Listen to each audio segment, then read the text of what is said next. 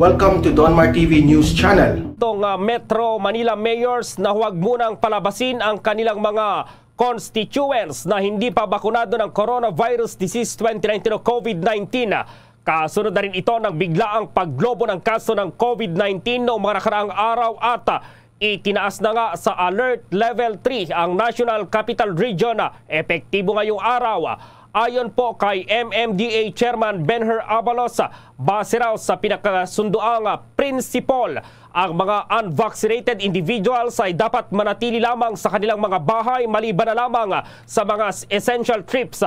Hindi rin papayagan ang mga itong pumasok sa mga restaurants, maging sa mga outdoors, malls at public transportation dito sa Metro Manila. Pero nilinaw naman ni Abalos na ang kanilang isasagawang paghihigpit sa mga hindi pa bakunado ay pansamantala lamang habang nasa Alert Level 3 ang National Capital Region. Layon dito maprotektahan daw ang ating mga kababayan na wala pang bakuna. Ay ito nga pong warning na ng Department of Health o ng ating pamahalaan na posibleng kumalat pa o lumala pa ang problema sa COVID-19. Ito'y matapos na mag-record ngayong araw na ito na umabot po ng 4,600 ang bagong kaso. Wow! Pangalawa, ating pong pag-usapan na itong totoo ba na si Mar Rojas na dating Liberal Party o kilalang Dilawan, ngayon ay kaya nananahimik dahil meron siyang kaugnayan sa kay Bongbong Marcos, ang kanilang pamilya. Abangan po ninyo ang balitang yan at papaliwanag natin ano man po ang mga nangyayari atin pong ipinaparating sa inyo. Unahin natin itong inilabas na warning ng Department of Health ngayong oras lang na ito. Kalalabas lang po ang sinabi nga na posibleng sumirit, dumami ang COVID-19 matapos ka pong maitala ang 4,600 ngayong araw na ito na bagong cases ng COVID-19. So ito po'y nakakabahala dahil sa mula bukas, na unang nabanggit ko na sa aking unang mga video, bukas, January 3, simula na po ang Alert Level 3. Dati Alert Level 2 lang. Nag-request nga ang iba na baka pwedeng Alert Level 1, pero eto bigla akong kumalat etong COVID-19 at posibleng yung Omicron variant na problema ngayon sa buong mundo. Sa Amerika, Canada, sa maraming mga bansa sa Europe, napakarami po, libo-libo ang mga bagong kaso ng COVID-19. Kaya dapat lang agapan dito sa Pilipinas.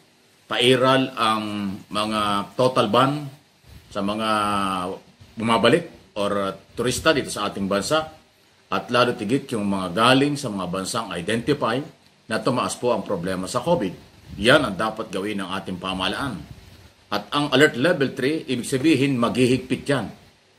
Kung dati ang Alert Level 2 ay pinapayagan ng 50%, 70% sa public transport, sa mga mall at kung saan-saan, na halos hindi naman nasunod, parang 100% na. Lalo na po nitong nakaraang bago nagpasko at ngayong kapapasok lang ang bagong taon, sumobra ang dami ng tao. Nakalimutan ng protocols, health protocols, kaya ito kumalat. Ang forecast ng mga eksperto baka katapusan pa ng Enero or February, dadami itong kaso ng COVID. Pero ngayon, nagulat ang marami. Unang araw, pangalawang araw, umabot na tayo ng mahigit na triple. Kasi dati 800 lang yan yung nagbagong taon. Ngayon, ados pa lang ang pinag-uusapan, naging 4,600 na. Posibleng madoble ulit na naman bukas yan. Kasi hindi naman ganun kadali na makuha ka agad base sa result ng mga laboratory na nagsasagawa ng test sa lahat ng ating mga kababayan. So, pag nagpatuloy po itong pagdami ng kasong ito, malaki ang posibilidad madamay din ang kampanya ng mga kandidato. Huwag nating kalimutan, next month, official campaign na. Ngayong January, umpisa na rin. Malamang madamay po yan. Makontrol ang galawan. So, apektado ang presidential candidate, national candidate, political party at mga tao dahil pagka kinontrol, limitado ang galawan, hindi gaano magkakakilala. Ito yung sinasabi natin ng araw na nakakabahala kapag lumala ang COVID problem pagpapalapit na ang eleksyon. Madadamay, apektado ang kampanya na ating pinaghahandaan ang general election sa 9 ng Mayo. Abangan po ninyo kung ano mga pwedeng mangyari dito. Okay? At yan ay mahalaga na ating pong nababantayan.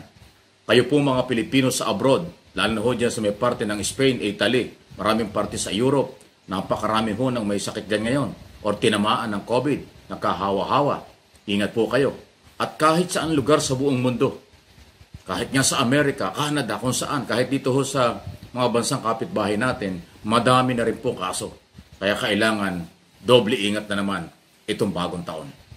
Pwede po kayo mag-comment, react sa isong ito dahil ito po ay para sa ating lahat. Hindi lang para sa gobyerno, dapat tayo maging maingat. Okay? Pangalawa na ating topic, kanina nabanggit ko yung tungkol sa, di ba kilala naman nyo, si Mar Rojas, na dating presidential candidate din yan. Pero natalo pagkatapos, yan naman kilalang nasa Liberal Party o mas kilalang kaalyado ng grupo ni Leni Robredo. Pero alam ba niyo nananahimik siya ngayon? At ang dahilan po ng panahimik nito ay yung dahil nga siya ay hindi lang Rojas kung hindi Araneta. Araneta Rojas ang kanyang pamilya. At totoo ba na kaya nananahimik siya ay gusto ring mag-Bongbong Marcos o gusto na ring sumuporta kay BBM? Pero ito po yung dahilan. Ano nga? Baka yung iba dyan tumaas ang kilay. Paano masasama yan, Mike? Yun naman ay dilawan, oposisyon yan. Ito po ang dahilan. Kaya posibleng sumali. Alam ba ninyo yung, ayaw ko sanang idama yan, pero hindi naman ho masama dahil asawa. Sa national candidate talaga, pati yung asawa, mga anak nababanggit. Yung pong asawa ni Bongbong Marcos, ang apelyido Araneta, si Atty. Araneta. Yun po yung asawa niya. So, hindi ko alam kung gaano kalapit sa mga Araneta. Ano talagang malalim na relasyon ng mga Araneta at Rojas dito sa asawa ni Bongbong Marcos. Kaya na ho ang magsaliksik niyan. Basta ang alam ko, dugong Araneta. Hindi ko lang ho alam kung gaano kalalim ang kanilang relasyon bilang magkakamag-anak. Kaya yan ang posible na dahilan kung bakit nananahimik si Mar Rojas ngayon at ang kampo ni Mar Rojas dahil nga sa Araneta yung pamilya, yung asawa ni dating Senador Bongbong Marcos. Pero wala naman pong masama dyan. Siyempre, pagka ho pamilya, nakakatulungan talaga pag eleksyon. Kaya lang, nagugulat kayo dahil nga sa bakit ito'y opposition, biglang gano'n. Ayun nga po ang dahilan. Hindi siya dahil nananahimik, ayaw makisali, or ayaw sumuporta kung kanino. Nananahimik siya dahil nga ho yung namamag-itang apelyido. Alam naman natin ang Araneta, ulitin ko, Araneta Rojas, isang malaking pamilya, negosyanteng pamilya, malaking pamilya yan. Dito sa Quezon City at sa buong bansa, kilala po yan. So yun po yung mga more or less. Hindi naman siguro masama. Kayo, anong tingin ninyo? Hindi naman siguro masamang si Mar Rojas sumuporta kay Bongbong Marcos.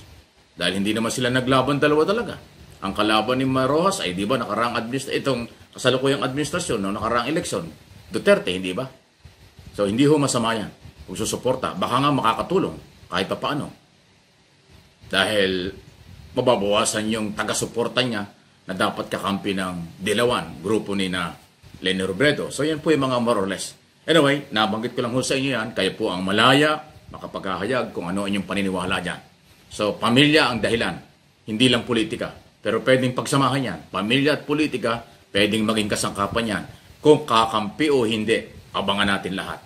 Lalo na sa papalapit na kampanya mismo by February hanggang Mayo 8 ng taong ito, ating bagong taon.